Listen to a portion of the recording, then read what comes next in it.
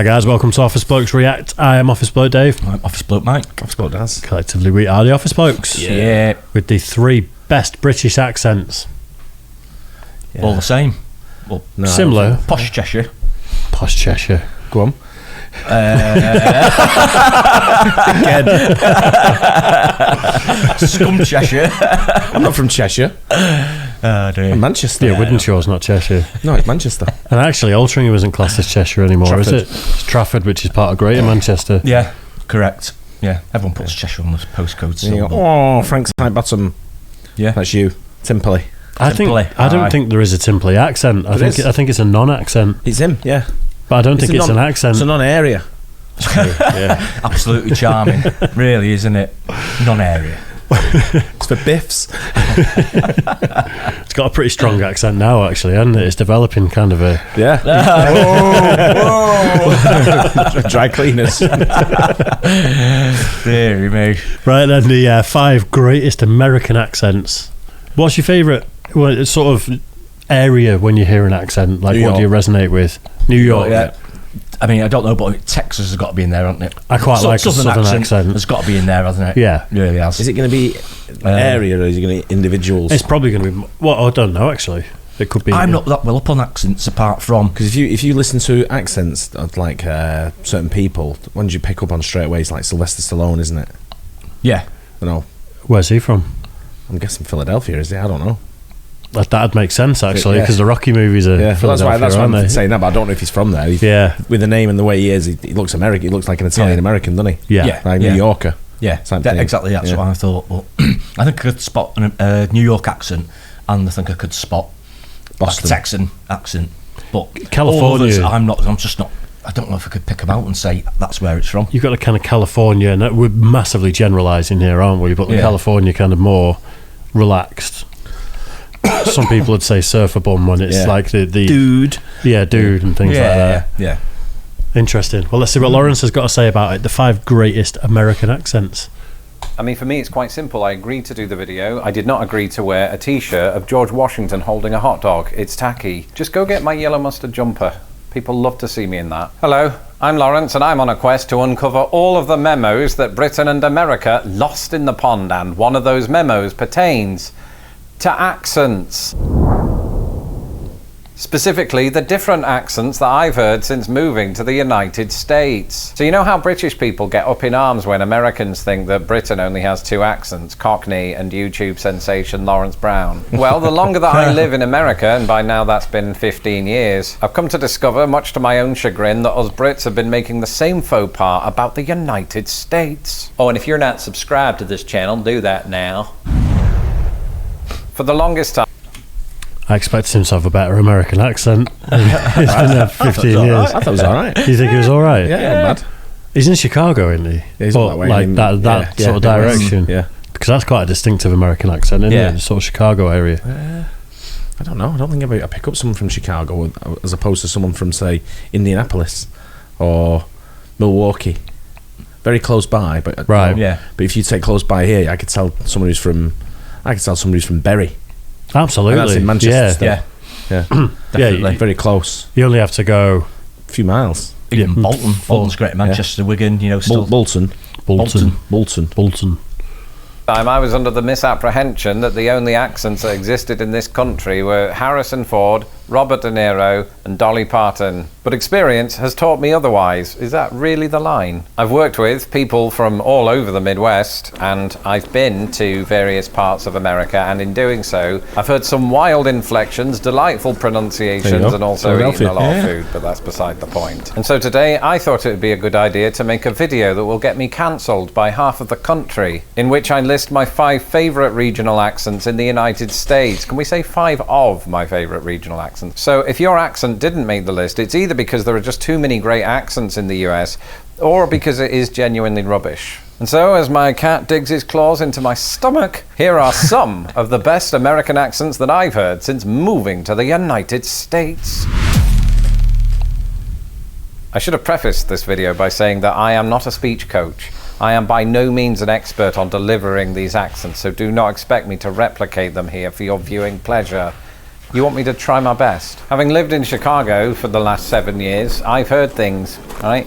Mostly taxis, honking, but I've also heard hints of what is known as an upper Midwestern accent. And you might just be thinking, ooh, Lawrence, why didn't you just include the Chicago accent in that case? And the reason is that every time I hear the Chicago accent, people sound angry, especially when they're not. So I thought I'd tell you all about the upper Midwestern accent that you hear in places like Minnesota and Wisconsin. During my first job in America, there was a woman in my training class who was from Wisconsin. And after hearing her speak a few times, I realized that she didn't sound like the rest of these people from Indiana, and mostly that came from the way she pronounced her O's, right? It was something like, ooh, just not as high pitched as that. And I can't really do it because when I try to do it, I end up sounding Irish, which is true of most accents that I try. It was very endearing. I think she would say the word to go.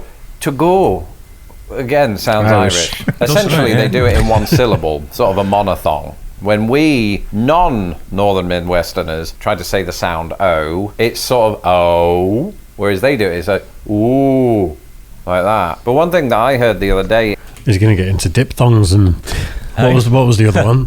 What about you with your dick thong? Diphthongs. is that Northern Midwesterners do this thing where they sort of close up their mouth. You know, no, that's, well, what is that? I don't know what accent that is. But they close up their mouth and that sort of helps to truncate some of those vowel sounds a little bit. As to why they sound Irish, I don't know, because I'd heard that much of the way that people speak in the Northern Midwest is influenced by Scandinavians. Maybe some Irish people came in and they all had a big party, and at the end of it, that was the result. But my absolute favourite thing about Northern Midwestern English is the way they pronounce the word bag. Right? It's not bag, it's more like beg. Beg, as in to beg for food. And to me, and this might just be a weird quirk of who I am, I find that very attractive. I'm happily married, but if I was single and I went on one of those dating sites and a woman in her profile said, by the way, I'm really into English guys and I pronounce it beg, then we would definitely be going to a date. If she pronounced it beg, as some of them do, then we're getting married and I would subject myself to a lifetime of talking about bags. So maybe this wouldn't be such a great idea.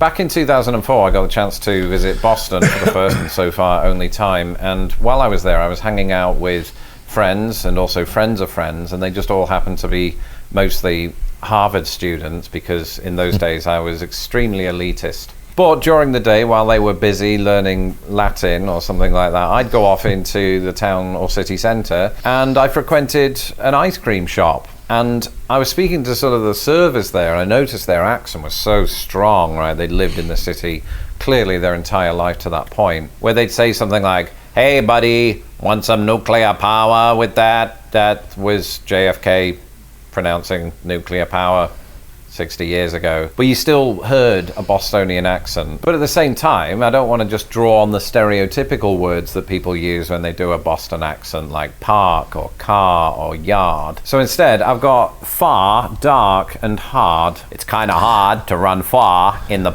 car. I got the wrong word, but you get the general picture. The beauty of that kind of old world Bostonian English is that it doesn't adhere to the same rhotic pattern that a lot of American English does, where you pronounce that final R. And so it almost has this feeling of being a marriage between British and American English. And I picked Bostonian for this just because I have first-hand experience of it. But just from watching television, it's evident that there's some absolutely delightful and delicious East Coast accents all over the shop. I was watching this one show recently, I think it was one of those Bake Off challenge type shows, and one of the contestants was from Rhode Island. And he pronounced the word marinara like marinara. It was the most glorious thing I've ever heard. Pittsburghese. Are you a Pittsburgher or Pittsburghese?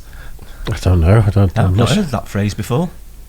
I've never heard it. Yeah. This Boston one wasn't too bad though. No. Yeah, But like you said, it's some words at the Yeah. We reacted to the Louis C.K. bit, didn't we? Where he's talking about a Boston accent and his teacher. Did we? I think we did like 2 years ago or something. Yeah. It was a long time ago. Good But it's Louis C.K. going through the Boston accent and it's like, yeah. It's good. We must have reacted to that. Doesn't sound familiar. Maybe. No.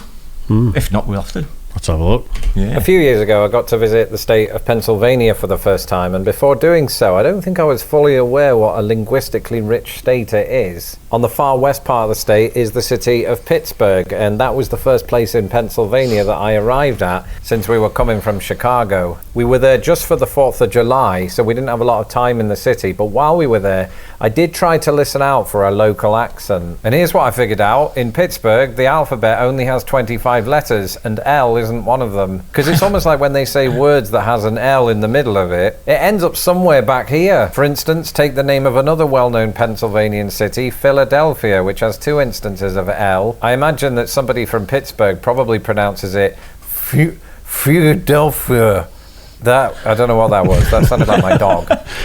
So sorry to the people of Pittsburgh. Let me know in the comments below if you're from Pittsburgh and how you pronounce your L's or don't pronounce your L's. I just noticed there was an absence of L's. And famously, Pittsburghian people, Pittsburghers, people from Pittsburgh pronounce the vowel sound in town like tan, like downtown, downtown. Downtown. It's almost Cockney. It's definitely different. It's very unique, I think, to Pittsburgh. I even tried to get one of the waitresses who served us at a restaurant to say it without asking, because I imagine that they get that a lot from tourists. And so I just sort of tried to tease it out of her by saying, where exactly are the 4th of July fireworks taking place tonight? And frustratingly, although rightly, her answer was, by the rivers. And so I never got to hear her say, downtown. Downtown. Which one is it? I need to watch a YouTube video on this.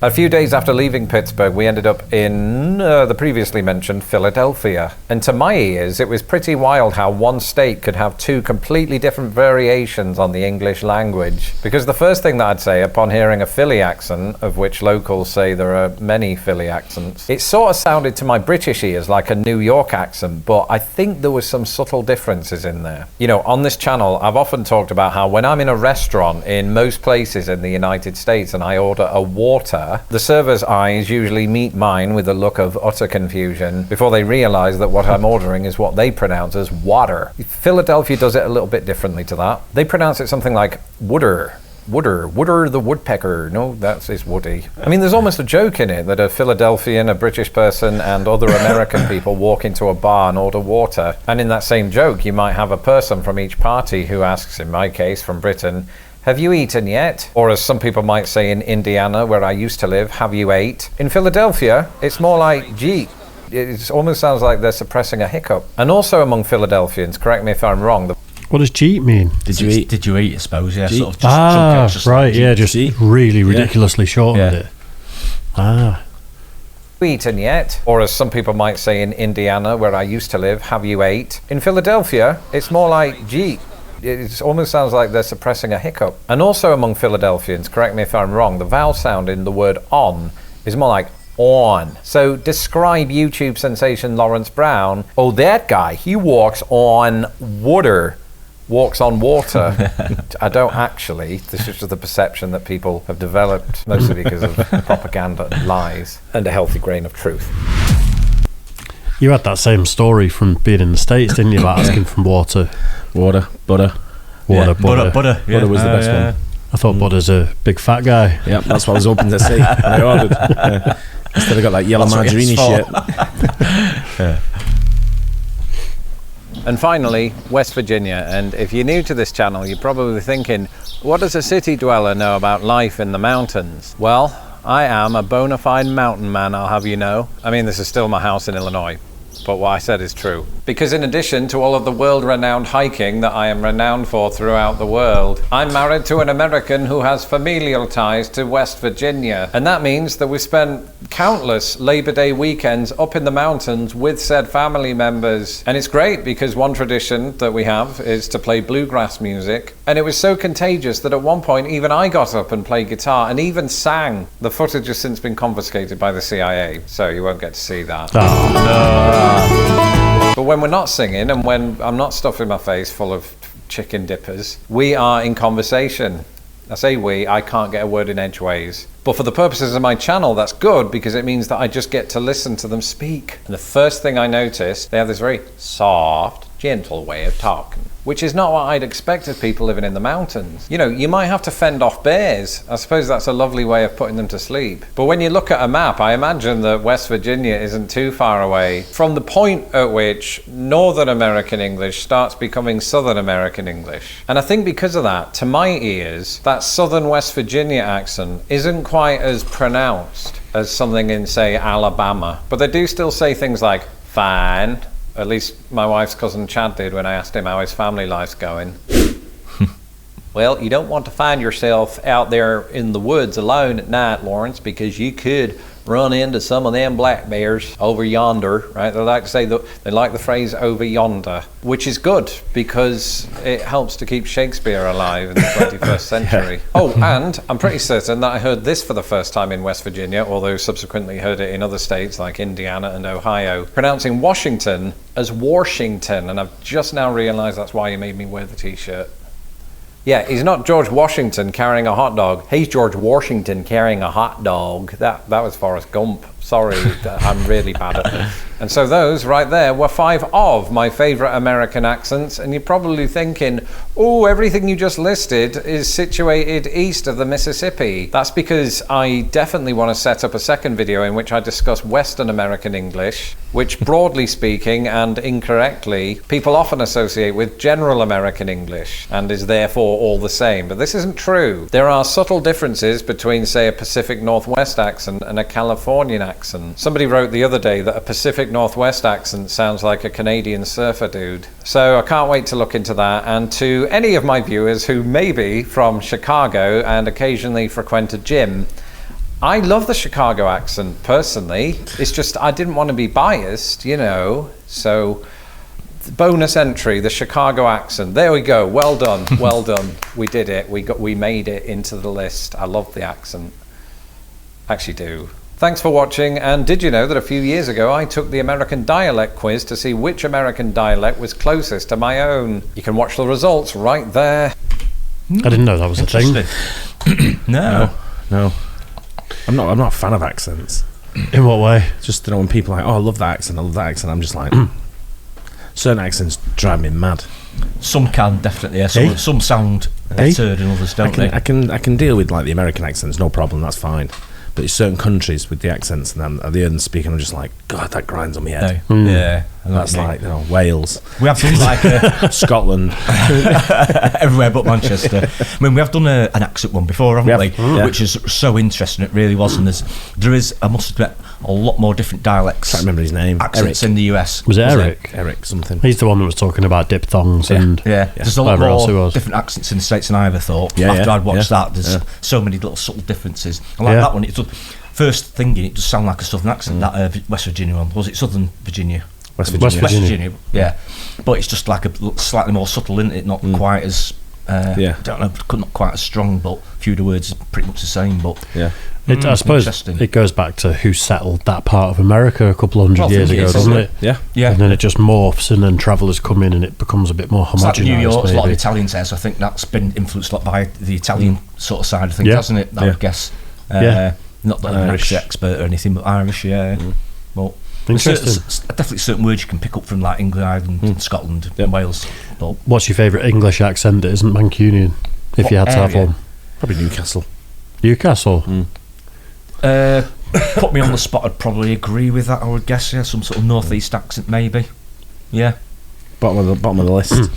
Bottom of the list, Scouse. It's got to be on it, I mean, no offence. I knew you were going to say that. I think I'd go the other way. I'd go like Birmingham. Southwest, sort of Cornish, around that sort of area. Proper farmer, that.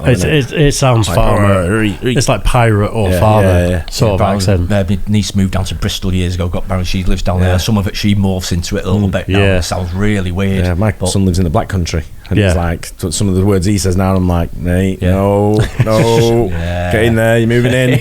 There's parts of Yorkshire that have got quite a nice accent. No, there ain't. There are. There ain't. There's different areas of Yorkshire with different accents. Name one. Sheffield. No. I quite like the Sheffield accent. Yeah. Got family over there, and when you listen to people talk, it's kind of it's a comforting accent, you know, whereas some accents can be like down your ear hole. Yeah. It's like a comforting, relaxing accent. Is it? I think so. Yeah. Like whereas Scouse is a bit like like that. It's quite I don't harsh. mind a male Scouse voice. Right. The high-pitched female Scouse voice drains me, man. I'm talking about like the working class Scouse. Yeah. Some of them are like the Wirral, places like some of the more subtle ones. Yeah. I can put, that's fine. But what the real strong one. I've got a lot of mates who are Liverpool, from Liverpool. They've got the Scouse accents and they're fine. I can deal with it. Yeah. It's the high-pitched Scouse. There was a guy in a van in the car park around the corner, and as I walked past, he was at McDonald's cutting through. As I walked past, I just didn't go. I was like, Jesus! I thought his car alarm was going off. I just stared at him. I was like, clip it. I'd say, what's that? We had your Scouse teacher friend that we did the sports thing. Tony, But he's got his accent's fine because it's quite. He's right in the middle of Liverpool. It's not like really sort of dead strong, is it? But he's right in the middle of Liverpool. Right. But yeah, it's proper like mosquitoes just flying around. I just when you make you jump as well. I was like, looked at him. I was like, is that your accent? I felt like saying to him, nah, mate. I bet you're single. It was bad. Nice. Good video. I hope you guys enjoyed that. Don't forget to like and subscribe. We'll catch you on the next one. Cheers, guys.